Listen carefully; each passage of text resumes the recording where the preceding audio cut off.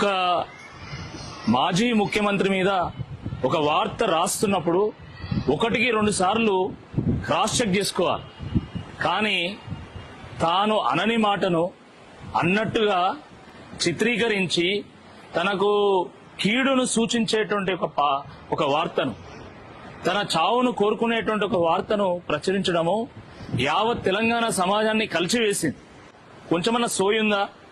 బాధ్యత లేకుండా ఇష్టం వచ్చినట్టుగా ఏది పడితే అది రాయడం. పెద్ది సుదర్శన్ రెడ్డి గారి కుటుంబాన్ని పరామర్శించడానికి వారు నల్లబెల్లికి వచ్చినప్పుడు నేను వారి వెంట ఉన్నా.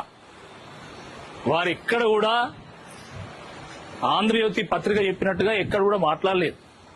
వారు పెద్ది సుదర్శన్ రెడ్డి గారి భార్యకి, వారి పిల్లలకు, వాళ్ళ కుటుంబ సభ్యులు, వాళ్ళ తల్లి గారికి భరోసానిచ్చే విధంగా, ధైర్యాన్ని ఇచ్చే విధంగా మాట్లాడింది తప్ప ఎక్కడ కూడా ఈ రకంగా మాట్లాడలేదు.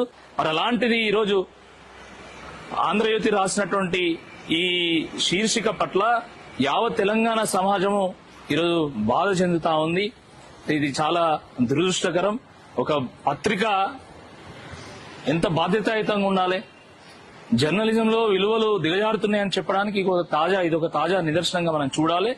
లైక్ చేయండి, షేర్ చేయండి, సబ్స్క్రైబ్ చేయండి. మరిన్ని వీడియోల కోసం బెల్ సింబల్ పై క్లిక్ చేయండి.